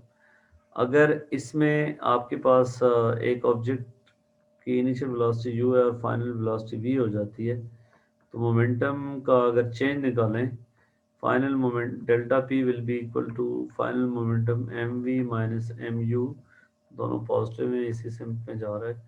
और डेल्टा टी करें तो यही लॉ हमारे पास m v minus m u over delta t, तो ये बन जाएगा, एम कॉमन ले लें, v minus u over delta t, तो ये बन जाएगा एक्सेलरेशन। तो m is equal to f is equal to m है। Net force is equal to mass time acceleration. अगर नेट फोर्स होगी तो एक्सेलरेशन होगा, नेट फोर्स नहीं होगी तो एक्सेलरेशन नहीं होगा। इसमें ये जानना ज़रूरी है कि एक्सेलरेशन और नेट फोर्स हमेशा एक ही डायरेक्शन में होते हैं। अगर आपको एक्सेलरेशन पता हो तो नेट फोर्स निकाल सकते हो, नेट फोर्स पता हो तो एक्सेलरेशन निकाल सकते हो। दूसरा, इस इक्वेशन से आपको ये पता होना चाहिए कि अगर आपको force time graph, momentum time graph दिया हो तो उसका जो ग्रेडियंट होगा वो आपके पास नेट फोर्स होगा, ठीक है। और अगर आपके पास फोर्स टाइम ग्राफ दिया हो तो इस केस में जो एरिया होगा अंडर ग्राफ वो इक्वल टू होगा चेंज इन मोमेंटम के, ठीक है। फॉर एग्जांपल ये उसने क्वेश्चन पूछा है, मोमेंटम टाइम ग्राफ है, ये पास पेपर का क्वेश्चन है। तो उसने कहा है किस पॉइंट पे रिजल्टेंट फोर्स जो है वो सबसे ज़्यादा है। तो मोमेंटम टाइम ग्राफ का ग्रेडियंट रिजल्टेंट फोर्स होगा। ग्रेडियंट डिफरेंट टाइम पे चेंज हो रहा है, इसका मतलब नेट फोर्स चेंज हो रही है। यहाँ ग्रेडियंट जीरो, यहाँ ग्रेडियंट ये, यहाँ ग्रेडियंट जीरो, यहाँ ग्रेडियंट ये। सो किसी भी पॉइंट पे जो टेंजेंट का ग्रेडियंट होगा वो उस वक्त पे नेट फोर्स को बताएगा। और नेट फोर्स उसने कहा है सबसे ज़्यादा, तो ग्रेडियंट सबसे ज़्यादा बी पे है, तो इसलिए नेट फोर्स बी पे ज़्यादा होगी। फिर अगर आपके पास फोर्स टाइम ग्राफ हो तो ये एरिया जो होता है मैंने आपको पहले बता दिया चेंज इन मोमेंटम होगा। तो अब उसने कहा है ये एरिया ऑफ ट्राइंगल आप निकाल लेंगे। एरिया ऑफ ट्राइंगल से चेंज इन मोमेंटम, और शुरू में ऑब्जेक्ट जो है वो रेस्ट से स्टार्ट किया है, मैस ऑब्जेक्ट का गिवन है। अगर रेस्ट से स्टार्ट किया है तो इस फॉर्मूले से चेंज इन मोमेंटम आ जाएगा, that is final momentum P F minus P I, और रेस्ट से स्टार्ट किया तो इनिशियल मोमेंटम जीरो होगा। So change in momentum will be equal to the final momentum, mass पता है तो फाइनल वेलोसिटी आ जाएगी। उसने ये पूछा है कि what is the speed after applying this force. उसके बाद आ जाता है इंक्लाइंड प्लेन पे अगर न्यूटन सेकंड लॉ लगाना हो तो अब देखें इस केस में वेट ऑफ ऑब्जेक्ट ये मैंने पहले बताया, इंक्लाइंड प्लेन पे ये थीटा होगा, रिजॉल्व ऐसे करेंगे एम जी कॉस थीटा, और ये होगा एम जी साइन थीटा। अब डाउनवर्ड एक्सेलरेशन की डायरेक्शन डाउनवर्ड है, इसका मतलब नेट फोर्स भी डाउनवर्ड होगी। और नेट फोर्स जो कैसे निकालोगे, downward force is m g sine theta minus ये f is the opposing force is equal to m a. तो acceleration will be equal to m g sine theta minus f, उसने f पूछा है, sorry, what is the frictional force. तो frictional force को subject बनाएंगे, ये बनेगा m g sine theta minus m a is equal to f. So maths अगर constant ले लें तो g sine theta minus a, g sine theta minus a will be equal to frictional force. इसके अलावा पुली वाले क्वेश्चंस को solve करने के लिए आपने क्या करना होता है कि ये सिस्टम है, ये फ्रिक्शनलेस पुली है, इसमें स्ट्रिंग जो है इनइलास्टिक स्ट्रिंग हम अज्यूम करते हैं। तो इस केस में जैसे ये हैवियर मैस है, ये नीचे आ रहा होगा, ये ऊपर जा रहा होगा, मैसेज दोनों एक्सेलरेट कर रहे होंगे, सेम कांस्टेंट एक्सेलरेशन होगा। तो फोर्सेस को अगर हम देखें तो इस ऑब्जेक्ट पे नेट डाउनवर्ड फोर्स इसका वेट है, और जो स्ट्रिंग की तरफ से टेंशन होगी वो हमेशा पुलिंग फोर्स होगी। यहाँ पे टेंशन की डायरेक्शन ये, यहाँ पे वेट जो है वो mg। टेंशन जो है स्ट्रिंग में थ्रू आउट सेम होगी मैग्नीट्यूड में, और ऑब्जेक्ट पे जो है ये आपने याद रखना है कि टेंशन जो है वो हमेशा पुलिंग फोर्स होगी। ये दोनों एक्शन रिएक्शन पेयर हैं, इक्वल मैग्नीट्यूड में होंगे। दूसरी इंपॉर्टेंट बात जो है वो ये है कि टेंशन हमेशा टुवर्ड्स पुली होगी। अब आपने इस ऑब्जेक्ट पे net force equal to m a लगाना है। एक्सेलरेट अगर अपवर्ड कर रहा है तो इसका मतलब ये है कि टी जो है वो लार्जर देन एम जी है। So t minus m g is equal to m time a net force, और इस केस में m g minus t is equal to capital m a. इन दोनों इक्वेशंस को ऐड कर लोगे, टी आपके पास कट जाएगा। उसने एक्सेलरेशन पूछा है तो आपके पास क्या होगा, capital m g minus small m g is equal to m plus capital m time a. तो ये बन जाएगा m minus small m into g over m plus capital m, that will be equal to acceleration. So इस system में या message में जो acceleration होगा वो इस फॉर्मूले से निकाला जाएगा। और अगर आपने टेंशन निकालनी है तो ये एक्सेलरेशन की वैल्यू उठा के किसी भी इक्वेशन में डाल दें तो आपके पास टेंशन मिल जाएगी। दूसरी इंपॉर्टेंट बात यह है कि अगर पुली इस तरह एक सरफेस हॉरिजॉन्टल टेबल पे हो एक ऑब्जेक्ट, और दूसरा जो है वो ये दूसरा ऑब्जेक्ट लेट्स सपोज ये स्मॉल एम कैपिटल एम है और ये स्मॉल एम है। अब क्या होगा, ये नीचे एक्सेलरेट कर रहे हैं, इसमें एक्सेलरेशन इधर होगा, टेंशन विल बी टुवर्ड्स पुली, ये पुलिंग फोर्स होगा। तो इस केस में कैपिटल एम जी इसका वेट है, तो m g minus capital T is equal to m है, ये इसकी इक्वेशन होगी। इसकी इक्वेशन इस पे वेट एम जी ऐसे, नॉर्मल कंटेक्ट फोर्स ऊपर, अगर कोई स्मूथ सरफेस है तो नो फ्रिक्शन फोर्स। तो अब net force in the direction, net force इस डायरेक्शन में, तो net force is only T. इसमें अक्सर बच्चे गलती कर लेते हैं कि इसको भी माइनस कर लेते हैं, ये नहीं करना, क्योंकि इस डायरेक्शन में कोई एक्सेलरेशन नहीं, एक्सेलरेशन इस डायरेक्शन में है। तो नेट फोर्स अगर फ्रिक्शन फोर्स होती तो वो इसमें से माइनस करते हैं, अब जैसे नहीं है तो अगर फ्रिक्शन फोर्स होती तो ये टी में से माइनस कर देते। T is equal to m a. इन इन दो इक्वेशंस को यूज करके आप ए निकाल सकते हो और टी। फिर न्यूटन थर्ड लॉ की बात अगर हम करें तो इस केस में क्या होता है कि every if an object A exerts force on B, तो ऑब्जेक्ट अगर आपके पास इस तरह कोलाइड करते हैं या बी, अगर ए बी पे फोर्स लगाता है इस डायरेक्शन में, तो बी इस पे फोर्स लगाएगा इस डायरेक्शन में, और सेम फोर्स होगी equal in magnitude but opposite direction में। एक्शन रिएक्शन पेयर दो डिफरेंट ऑब्जेक्ट्स पे लगते हैं और सेम टाइप ऑफ फोर्स होते हैं और अपोजिट डायरेक्शन में लगते हैं, ये याद रखने वाली बात है।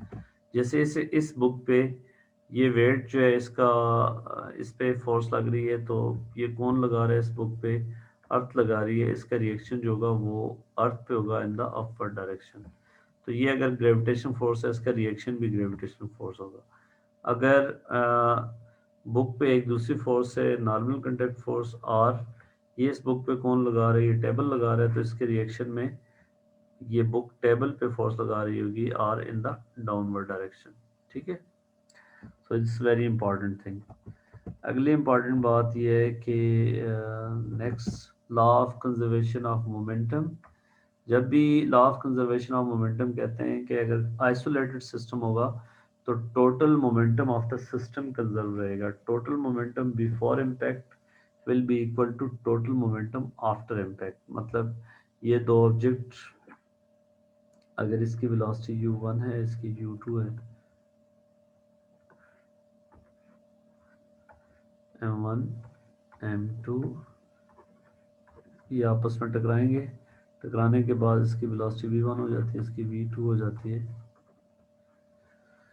तो total momentum before impact m1 u1 plus m2 u2 will be equal to m1 v1 plus m2 v2।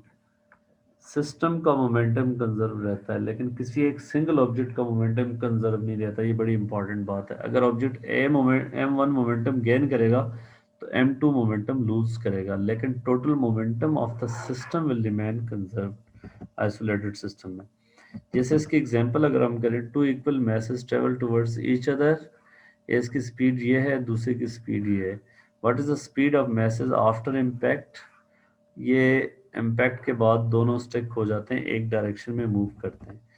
तो पहले अब साइन कन्वेंशन ले लेते हैं, हम कहते हैं जी इस डायरेक्शन को पॉजिटिव लेते हैं, तो इसका मैस जो है वो m, ये भी वही मैस m, तो इसका मोमेंटम 60 m।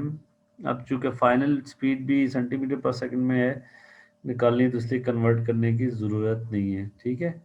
और इसका मोमेंटम जो है वो -40 m होगा, क्योंकि ये इस डायरेक्शन में अपोजिट इज इक्वल टू, बाद में मैसेज ऐड हो जाते हैं 2m।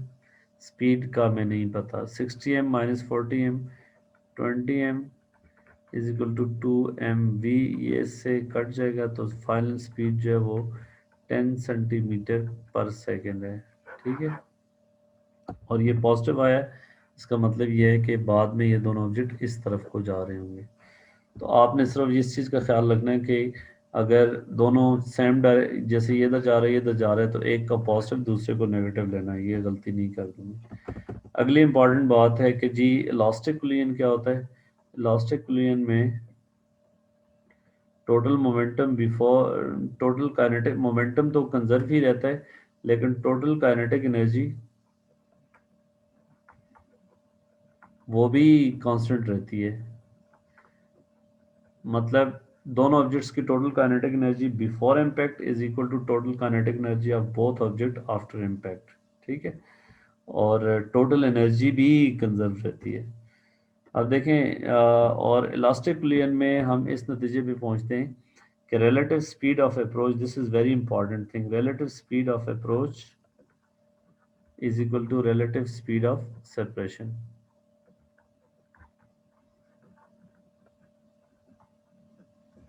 मतलब स्पीड ऑफ अप्रोच का क्या मतलब होगा कि अगर कैसे निकालेंगे, अगर ये दो ऑब्जेक्ट ये 60 मीटर पर सेकंड से जा रहा है और ये 20 मीटर पर सेकंड से जा रहा है, तो स्पीड ऑफ अप्रोच जो है वो इस केस में 40 मीटर पर सेकंड होगी। और अगर ये ऑब्जेक्ट 30 से जा रहा है और अब अगला ऑब्जेक्ट जो है वो 50 से जा रहा है, तो स्पीड ऑफ सेपरेशन जो है that will be equal to 20 metre पर सेकंड। ये बड़ी इंपॉर्टेंट बात। दोनों एक तरफ आ रहे होंगे, दोनों एक दूसरे को अप्रोच कर रहे होंगे अपोजिट डायरेक्शन में, तो स्पीड ऑफ सेपरेशन जो अप्रोच है वो ऐड हो जाएगी। जैसे इस केस में उसने कहा है टू स्फीयर्स स्ट्रेट लाइन में जा रहे हैं और इलास्टिक कुलियन है, तो हमने क्या करना है कि उस कंडीशन को यूज़ करके हमने इक्वेशन बतानी है। अब अगर इलास्टिक कुलियन है तो इसका मतलब speed of approach will be equal to speed of separation. तो दोनों देखें एक दूसरे को अपोजिट डायरेक्शन से मीट कर रहे हैं, इसका मतलब ये है कि स्पीड ऑफ अप्रोच दोनों का सम होगा, ठीक है। सम होने का मतलब u1 प्लस u2, या आपके पास c हो सकता है या d हो सकता है। स्पीड ऑफ सेपरेशन क्या होगा, अब ये ऑब्जेक्ट ज़ाहिर है सेपरेट तब हो रहे होंगे कि ये इस ऑब्जेक्ट की स्पीड इससे ज़्यादा हो, तो इसका मतलब ये होगा स्पीड ऑफ सेपरेशन जो है v2 माइनस v1 होगी, तो इस केस में डी आंसर है। तो इलास्टिक कुलियन में आपने सिर्फ वही कंडीशन लगानी है कि speed of approach should be equal to speed of separation, और स्पीड ऑफ अप्रोच आपने इस तरीके से अगर केस है तो आप ऐड कर लोगे, अगर एक ही डायरेक्शन में जा रहे हैं इधर तो फिर आप माइनस कर देते, जैसे इस केस में स्पीड ऑफ सेपरेशन जो है माइनस होगा। ठीक हो गया जी। तीसरा आखिरी हमारा टॉपिक है जी मोमेंट और इक्विलिब्रियम वाला। इस केस में मोमेंट जो है किसी भी फोर्स का कैसे निकालते हो, टर्निंग इफेक्ट होता है, और अगर ये ऑब्जेक्ट पे ये फोर्स लग रही है तो इस पॉइंट पे मोमेंट होगा this force multiply by this distance, ये आपको सारा पता होगा। और अगर आपके पास दो फोर्सेस एक ऑब्जेक्ट पे ऐसे लग रही हो कि दोनों एक दूसरे के अपोजिट डायरेक्शन में हो और इक्वल मैग्नीट्यूड में, और दोनों के बीच में सम डिस्टेंस हो, तो इसको हम कहते हैं कपल। कपल क्या है, वो नेट फोर्स इस केस में ज़ीरो होगी, लेकिन रोटेशनल इफेक्ट ये प्रोड्यूस करेगा, नेट मोमेंट ज़ीरो नहीं होगा। और अब कपल का नेट मोमेंट कैसे निकालते हैं कि one of the force multiply by distance between these two forces, और ये कपल का मोमेंट जो है उसको हम टॉर्क कहते हैं, और ये इंडिपेंडेंट ऑफ द पिवट होता है। ये बड़ी इंपॉर्टेंट बात है कि किसी भी पॉइंट पे आप दरमियान में ले लें तो नेट जो मोमेंट आएगा कपल का, वो इस one of the force multiply by distance के इक्वल होगा, और that will be independent of the pivot. जैसे इस केस में ये दो फोर्सेस ऑब्जेक्ट पे लग रही हैं, दोनों अपोजिट डायरेक्शन में इक्वल मैग्नीट्यूड में, तो एक कपल बना रही है। अब अगर मोमेंट निकालना हो इस ऑब्जेक्ट पे किसी भी पिवट पे, यहाँ पे कहीं पे भी ले लें तो वो सेम आएगा। तो फार्मूला क्या होगा, one of the force multiply by the shortest distance between these two forces. तो आपको ये जो लेंथ दी होगी, ये लेंथ, लेट्स सपोज ये लेंथ एल है, तो इस केस में ये ये जो शॉर्टेस्ट डिस्टेंस बन जाएगा एल साइन 50 होगा। सो 2 मल्टीप्लाई बाई एल साइन 50, तो लेंथ आपको दी होगी वहां पे, वो इधर डाल देंगे तो you will get the moment of this couple. दूसरी इंपॉर्टेंट बात है कि ऑब्जेक्ट इक्विलिब्रियम में होने की दो कंडीशंस होंगी कि एफ नेट ज़ीरो होनी चाहिए, किसी भी डायरेक्शन में नेट फोर्स ज़ीरो होनी चाहिए। दूसरी कंडीशन ये है कि नेट मोमेंट जो है वो ज़ीरो होना चाहिए किसी भी पॉइंट पे। अगर ऑब्जेक्ट इक्विलिब्रियम में है तो ये दोनों कंडीशंस फुलफिल होनी चाहिए। Net moment, net force zero होगी तो नो ट्रांसलेशनल एक्सेलरेशन होगा, और नेट मोमेंट ज़ीरो होगा तो उसमें रोटेशनल एक्सेलरेशन कोई नहीं होगा, ऑब्जेक्ट रोटेट नहीं करेगा। अब इसको यूज़ करते हुए हम कैसे ये चीज़ों को सॉल्व करते हैं। Diagram shows a rope bridge that a student makes on the training course. The student has the weight W। अब आप देखें इस पे फोर्सेस हमने देखी, ये W है, और इस पॉइंट पे स्ट्रिंग में टेंशन जो है वो इस डायरेक्शन में होगी, इधर टेंशन इधर होगी। तो हमने टेंशन को निकालना है। तो अब देखें सबसे पहले रिजॉल्व करेंगे टेंशन को। ये होगा टी कॉस थीटा, और ये कंपोनेंट इसका होगा टी कॉस थीटा। दूसरा कंपोनेंट इधर होगा टी साइन थीटा, ये टी साइन थीटा यहाँ से, इसकी डायरेक्शन भी अपवर्ड होगी, और इसका भी टी साइन थीटा होगा। तो हॉरिजॉन्टल फोर्सेस बैलेंस होगी, वर्टिकल फोर्सेस भी बैलेंस होगी, अपवर्ड फोर्सेस दोनों ऐड होके 2t sin theta is equal to downward force, तो tension will be equal to W divided by 2t sin theta. ये आपके पास टेंशन की वैल्यू आ जाएगी। सो W/2, सॉरी, टेंशन निकालना है तो W/2 sin theta will be equal to tension.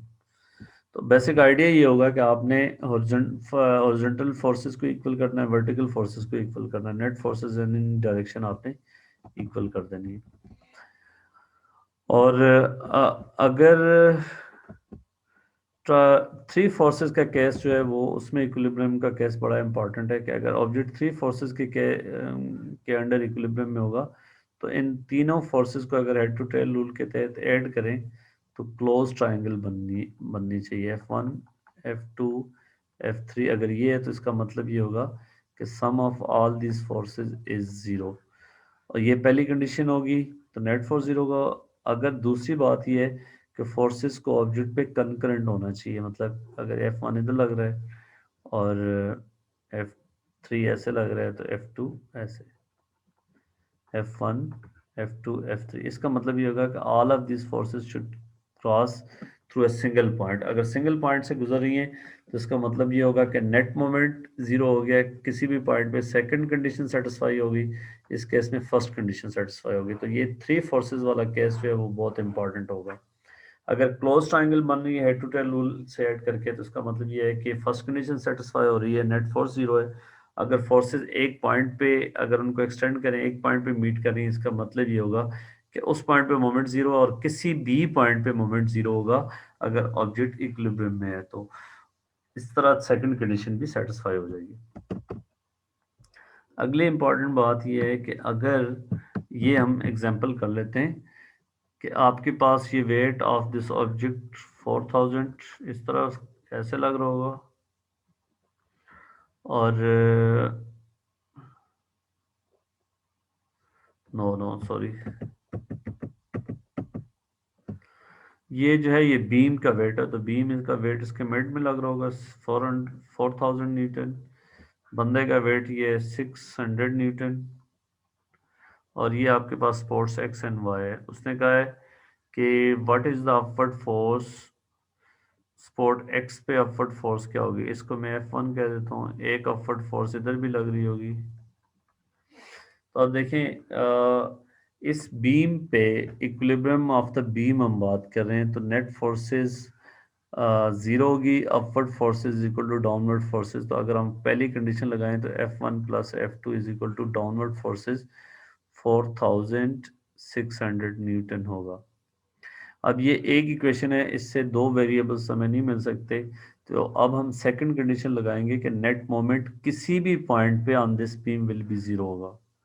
तो अगर हमें F1 निकालना है तो हम क्या कर सकते हैं कि नेट अगर मोमेंट यहाँ पे ले लें तो F2 का कंट्रीब्यूशन ख़त्म हो जाएगा, क्योंकि ये फोर्स इसी पिवट से क्रॉस करी होगी, इसका मोमेंट ज़ीरो हो जाएगा।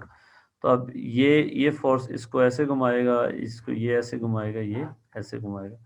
तो F1 मल्टीप्लाई बाई ये सारा डिस्टेंस 12 इज इक्वल टू ये डिस्टेंस, इसका अगर यूनिफॉर्म बीम है तो ये सेंटर में होगा 6 है, 4000 मल्टीप्लाई बाई 6 प्लस ये डिस्टेंस 4 है तो इधर से ये 8 होगा, 600 मल्टीप्लाई बाई 8। तो इस तरीके कार से आपको F1 मिल जाएगा। फिर F1 प्लस F2 जो है वो, इसमें बेसिक आइडिया ये होगा कि आपने उस पॉइंट पे पिवट लेना है जहाँ पे आपने किसी एक फोर्स के इफेक्ट को जीरो करना हो। ठीक है। अब जैसा कि ये क्वेश्चन है, आपके पास ये एक बीम है जिसका वेट 10 न्यूटन है और इस पे ये फोर्स इस डायरेक्शन में लग रही है, इस पॉइंट पे ये फिक्स है एक्स पे। तो इसमें अगर ये फोर्स F निकालनी हो तो आपके पास इस क्वेश्चन को करने का ये तरीकाकार होगा। अब देखें, अगर अपवर्ड फोर्सेस डाउनवर्ड फोर्सेस को इक्वल करें तो आपको इस पॉइंट पे फोर्स ये पता है, इस पॉइंट पे फोर्स पता है, इस पॉइंट की फोर्स पता ही नहीं है। इस पे भी फोर्स लग रही है ऑब्वियसली, क्योंकि एक फोर्स ये है, दूसरी फोर्स ये है। तो दो फोर्सेस में ऑब्जेक्ट इक्विलिब्रियम में तभी रह सकता है जब दोनों फोर्सेस वर्टिकल अपोजिट डायरेक्शन में हो। ये नहीं है इसका मतलब there should be third force. तो अब अगर वेक्टर एडिशन से भी बात करें तो ये फोर्स इधर है, ये फोर्स ऐसे है, तो थर्ड फोर्स जो है वो ऐसे लगनी चाहिए यहाँ पे इस पॉइंट पे। तो अगर वो पूछे कि इस पॉइंट पे फोर्स होना क्यों ज़रूरी है तो आप कहेंगे कि इस फोर्स का जो वर्टिकल कंपोनेंट है उसको तो चलो ये बैलेंस कर जाएगा, लेकिन इसका ओरिजेंटल कंपोनेंट को कौन बैलेंस करेगा। अब आपने इस पॉइंट पे चूंकि फोर्स नहीं पता तो यहाँ ही पिवट मान लें, तो ये इसको ऐसे घुमाएगा और ये फोर्स इसको ऐसे घुमाएगी। ये सेंटर में इस सारे डिस्टेंस को अगर हम x कर लें तो ये x/2 है, ये भी x/2, तो इसका मोमेंट होगा 10 multiply by x/2 force multiply by shortest distance. इसके अलावा इक्वल होगा ये फोर्स। अब इस फोर्स का मोमेंट इस पॉइंट पे देखने के लिए ये फोर्स मल्टीप्लाई बाई ये शॉर्टेस्ट डिस्टेंस, या दूसरा तरीका होगा आप इस फोर्स को रिजॉल्व कर लें तो ये बनेगा F sin 30 और दूसरा कंपोनेंट होगा F cos 30, ये इस तरह। तो F cos 30 पिवट से गुजर रहा है, इसका कोई मोमेंट नहीं होगा। F sin 30 मल्टीप्लाई बाई इसका डिस्टेंस x होगा, तो x x कट जाएगा, तो ये आपके पास F sin 30 इक्वल टू, तो इस इक्वेशन से आपने F निकाल देना है कि F कितनी इस केस में लग रही है। जैसे ये 5 है तो F sin 30 1/2 F will be equal to 10 newton. तो इस तरीके कार से आप इस क्वेश्चन को हैंडल करेंगे। ठीक है, ओके जी, thank you so much, hopefully आपको ये समझ आया होगा।